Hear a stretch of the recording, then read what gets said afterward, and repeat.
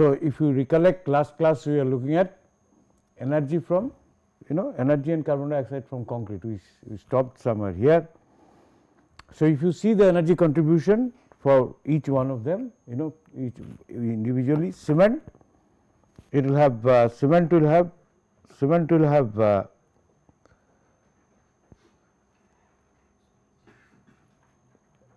this much 0.095 carbon dioxide per kg per kg of concrete, which is about and similarly admixtures, then rebar, metal, reinforced concrete we are looking at, insulation if it is a building panel, aggregates, production and 0.13. So, the proportion of the energy if you look at it, cement is again the carbon dioxide is the largest, rest all do. So, remember we said that there are, when you look couple of class back basically we are looking at the flow chart, and we as far as the concrete is concerned, and we said there are additional material which are produced like dust and nitrogen oxide and all those.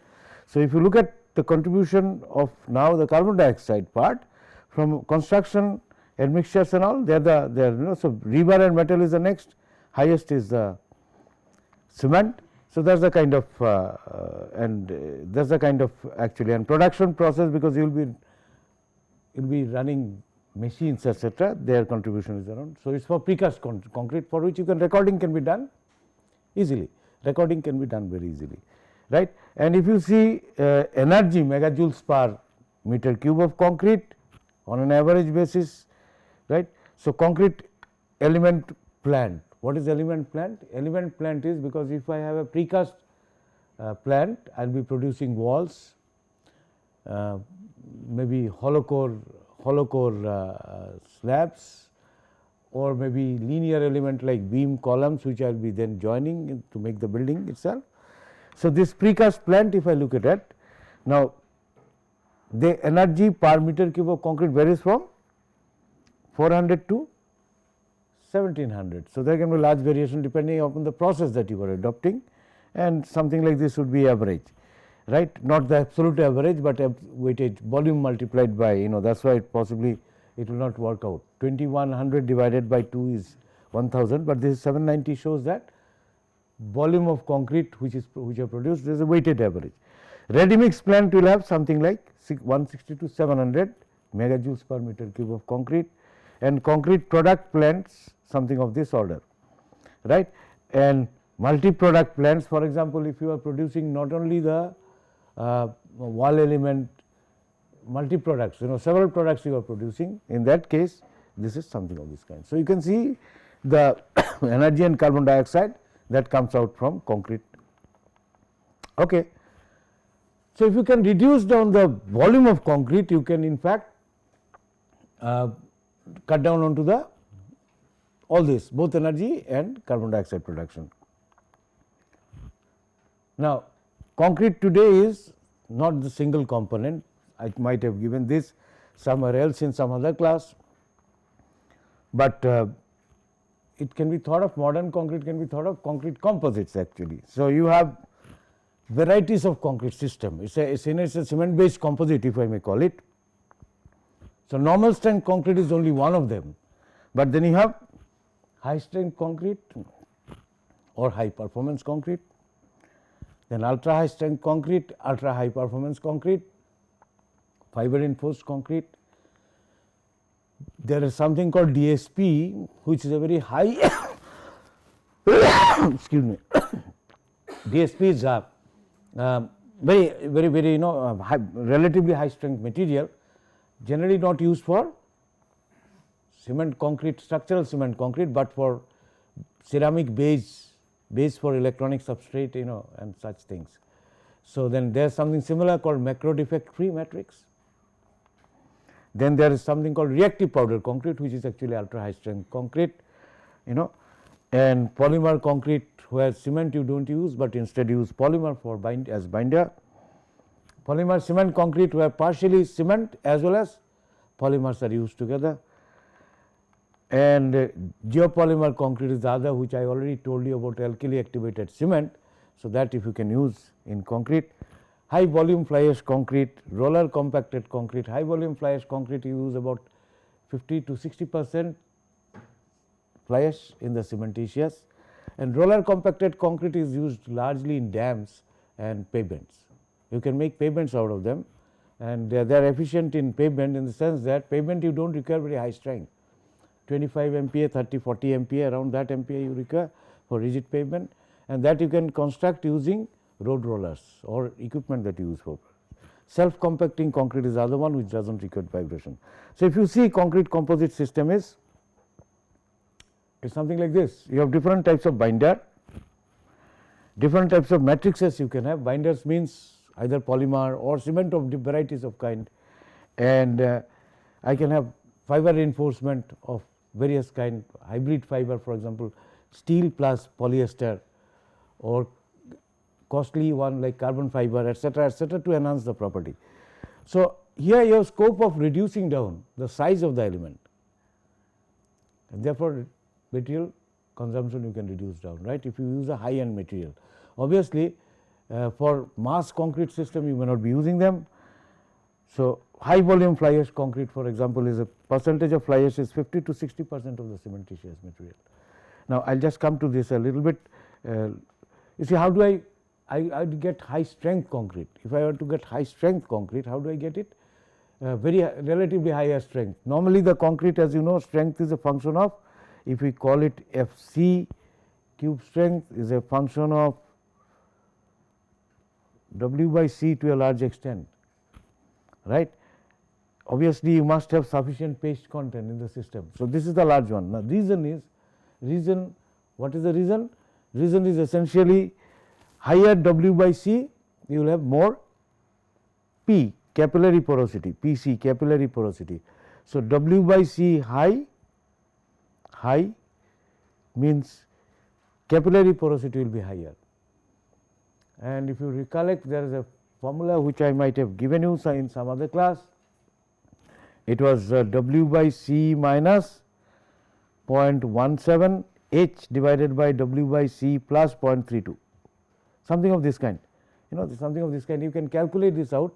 So, as your water cement ratio increases, porosity increases, also pore sizes increases. Gel pores, they do contribute to strength reduction to a much limited extent. They are more responsible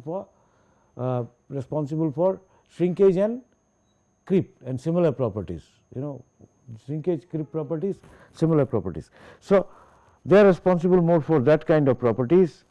Okay. So, they are responsible for more like that kind of properties actually.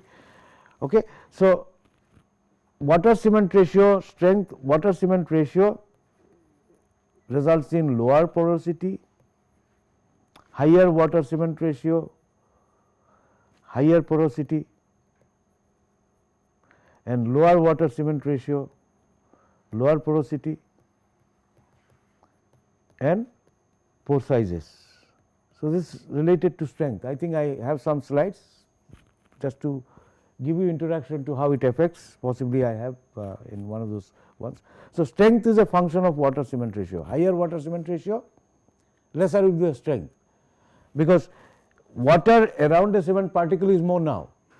So, hydration product has to fill in, as I was talking of segmentation in one of the classes. So, if too much of water is there, even after full hydration of the cement particle, they may not be able to fill in. So, capillary porosity will remain, and then you have seen that 0.7 water cement ratio, it may not get segmented at all. So, this is one thing. Now, to get there for high strength, you must reduce down the water cement ratio. So, higher strength is obtained by higher strength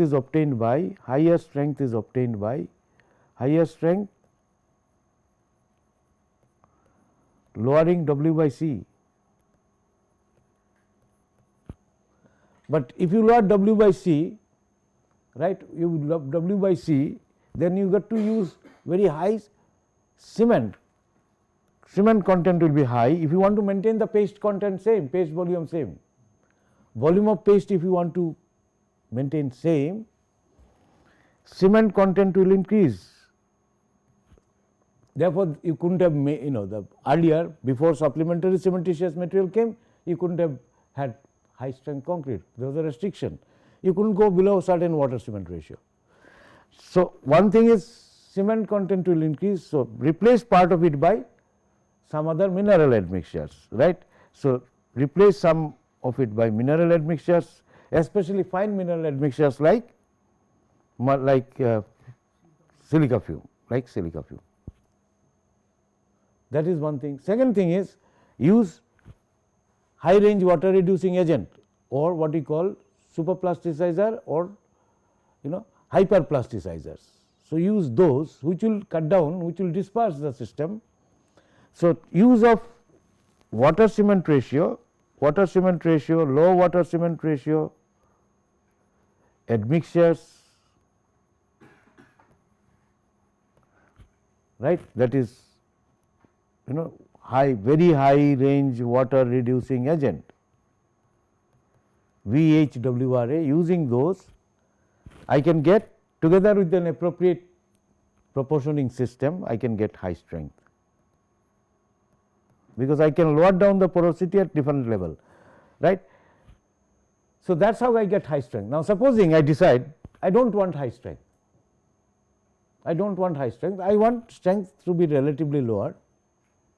What I can do is I can cut down onto the cement consumption, use very high range water reducing agent, so that water cement ratio is low, but water to cement and fly ash may not be as low.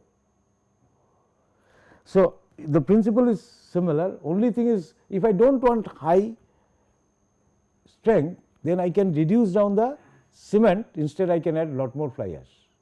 Principle is same.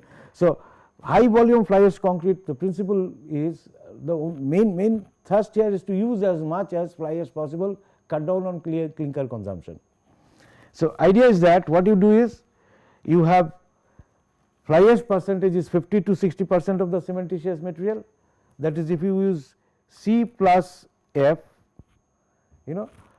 C plus F, these are almost similar, mass of C and mass of F. So, 100 kg of C could be another 100 kg of fly ash, 50%, 50-50 in the whole mixing system. Now, this with the water is of course relatively high water cement ratio. So, this gives me somewhat initial strength, but in the long run there is pozzolanic action. So, I get somewhat higher strength. The mixing problem is taken care of by adding large amount of, appropriate amount of superplasticizer. So, here we use a lower water to cementitious ratio, use a water to cementitious, I am saying use an high range water reducing agent, but in the cementitious I use large quantity of fly ash, some of it will not react, remain in the system to fill in the make the paste, right, remain in the system as inert, make the paste, but rest of it will react, give sufficient strength, because we have seen the upper limit of fly ash addition depending upon percentage of how much you can replace. We have calculated this out, one time we did calculate it out, we said because 185 grams of CH will react with 100 grams of S to produce CHS. Therefore, calcium hydroxide which comes from the cement hydration, that is limits, because you may not have sufficient calcium hydroxide to react, cement is reduced. So, calcium hydroxide produced will be less. So, fly ash if you have added extra beyond that point, it will remain in the system, contribute to the paste only. So, I am actually reducing down the reacting material in the system, right, and therefore, I will not get higher strength, but my paste content is sufficient, no compaction pore, because I have added extra fly ash. So, these two together, so for example, I have water to cement ratio in the water to cement ratio could be 0.32 for 60%, 0.45 for 50% and low early strength, but good long term strength and durability, because I have had sufficient paste content and whatever my cement and fly ash is there, they would react by cementitious and pozzolanic reaction to fill in the voids. But I will not get very high strength, because binder content will be relatively less. So, obviously, I will have some amount of weak point in the excess fly ash that is there, which are in the system not very strongly bonded in that manner as would have been the case if I was using, and the pores would have been reduced, but sizes of the pores may not be as low as if I was using silica fume, which I use for high strength concrete.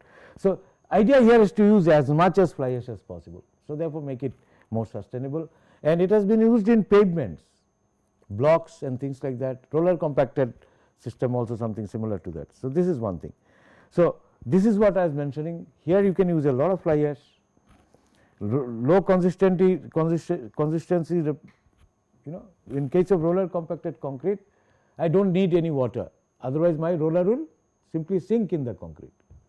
So, it is zero slump concrete as we call it, no slump or zero slump concrete. It is like your subbase, right, material, or usually normally the other than everything other than your top black topping, whatever you produce, let us say water bound macadam, you put in water and then compact it with road roller, but then water is not so high that actually the roller sinks there. So, this concrete is something of the similar kind, it is relatively dry, what we call no slump concrete. So, my roller weight, by its own weight, it should not sink into the concrete. So, that is one of the extremes. Other is the self compacting concrete, as I was mentioning. Compacted earth or rock fill construction equipment, that is what we use, and compaction on water content governs the strength rather than water cement ratio. Here the strength required is not very high again. So, it is actually Proctor's compaction.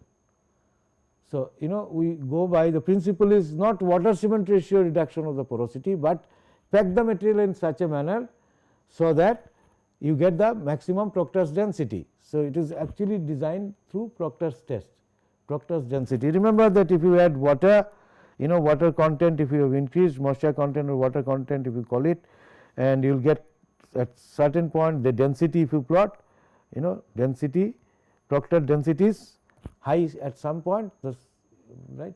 So, you use this principle, what is used in soil, in order to compact it and design the mixed proportion as well.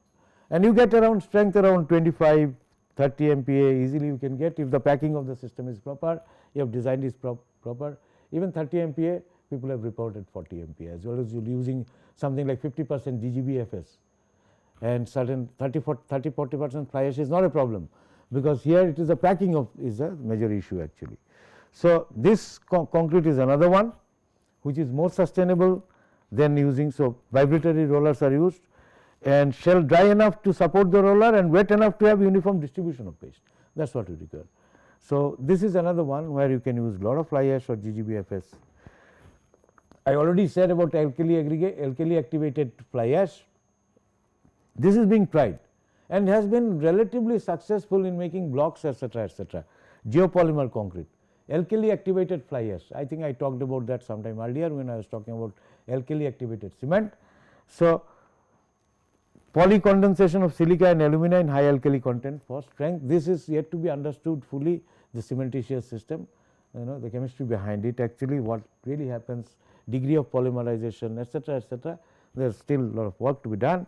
So, it uses the idea, because silicon belongs to same group as carbon. Carbon has got 4 valencies, they are in between, not the metal, not non-metal, right. In fact, this is a semiconductor. So, this has got conducting property in some allotropes, like graphite is a conductor, something else is not a conductor. So, this is because of their position in the periodic table. So, this shows some degree of polymerization also. SiO system can also show some degree of polymerization. So, condensation reaction is where everything get combined and there is no residue left, right, and polymerization occurs. So, this is condensation in polymer chemistry, they use this kind of terminology. So, in high alkali is the activator, and people are again trying a lot of varieties of this one. But one problem that has been there, perhaps it is partially solved, the curing temperature required is high, 60 degree or so. Normal geopolymer concrete system, you have to heat cure it for the reaction to occur, and therefore, this eats away the benefit that you would have got, because you have to set up the plant for heat curing. So, this is the kind of reaction, I do not really want you to remember this, but this is the kind of this is a N N number of molecule, N sodium hydroxide, potassium hydroxide, etc. Then this is what will form in presence of sodium hydroxide and potassium hydroxide, something like this. I have not given you the full formula because it's not easy to remember, but geopolymer concrete is one of them. Typically a mixed proportion, there is improvement over it. You can look into literature, there are a lot of things will be available.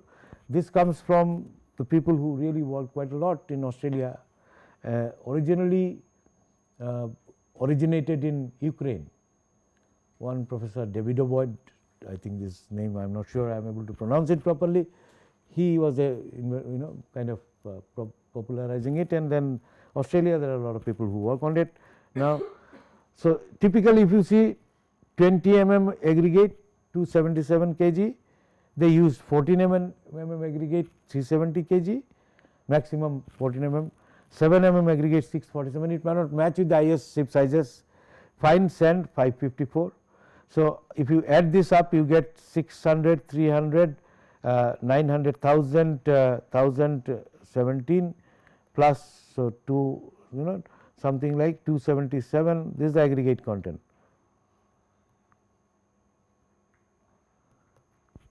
This is typical of our normal concrete as well, similar to that. Normal concrete will have 1100, 1200 kg of coarse aggregate. Fine sand is slightly less here. Well, similar to our normal concrete, normal concrete will be about 1100, this will increase to about another 100 or so. Then low calcium fly ash. For geopolymer reaction to occur, you do not need calcium system, but even in presence of cement, geopolymer reaction do occur. So, people are thinking, the reaction process is to be understood as yet. So, fly ash 408, sodium silicate, the purity of this one creates a problem. You need highly pure sodium silicate and sodium hydroxide solution. So, this purity again is a cost issue is there.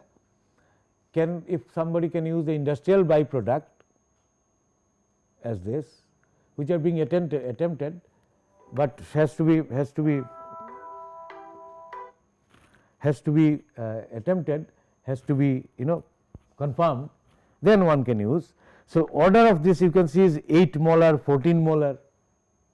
Ratio of silicon to sodium should be 2, sodium oxide should be 2, and then you use some super plasticizer, some extra water, that is what is a mixed proportion. So, it is like normal concrete, do not see any Portland cement clinker in the whole thing. That means, if this is successful, Portland cement clinker utilization would be much less, but so the carbon dioxide issue and all that. But one has to see that this needs a lot more research. So, this is one thing, and then 60 degree for 24 hours. So, therefore, the more research is needed and is going on, and some countries, for example, they do not have fly ash at all. Europe, Canada, even United States of America, they have very less amount of fly ash available because they utilize it, cement and other. India, you have plenty of it. So, there's if one can utilize them, that would be definitely. So, as far as roller compacted concretes are concerned, you can see that pavement you have cementitious material, total cementitious material 30% fly ash, 25% fly ash.